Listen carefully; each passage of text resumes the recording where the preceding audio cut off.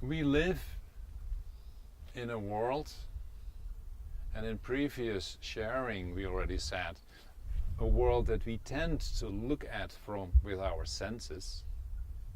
But we live in a world where we think that we make connections. And if you really ask a person when they go out in nature, where did you connect with? And then the person is saying, well, I saw trees. And I even saw a butterfly passing by.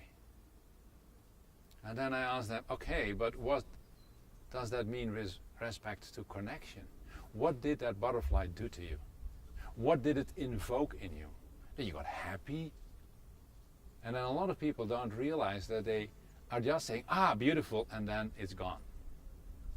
And then I asked them, you saw the tree. Have you gone to this tree? And have you hugged the tree to make a true connection? Realizing that that tree is a living being, a living entity that really loves to be loved as well. We do that a little bit with our pets. So we understand to some degree what it means to make a connection. And I'm not talking about your family connections and the qualities of that. That's a different story. But to realize the world in which you live with so many beings, how often do you really go to this being and say, hello, I am Jaap, and I want to connect with you. And who are you? This invitation of true connection. How often do we do this? And now I'm talking only about the world that we can see.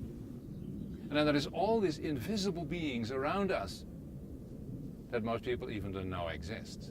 The nature spirits. And some people, know that even dragons and unicorns exist. And a lot of people will now have curly toes and say, what is he saying? Yes, they also do exist. And we have forgotten. Everything for us is legends because we lost the ability to truly connect. To open ourselves and to say, what does it mean to see this tree? What does it mean to open up for nature spirits? Can I feel them? Can I sense them? And we lost literally the ability to make that connection because we are not trained. Are we trained in school when we are little kids? Let's go outside and let's connect with a tree. How many schools are really doing that? Fortunately, there are some.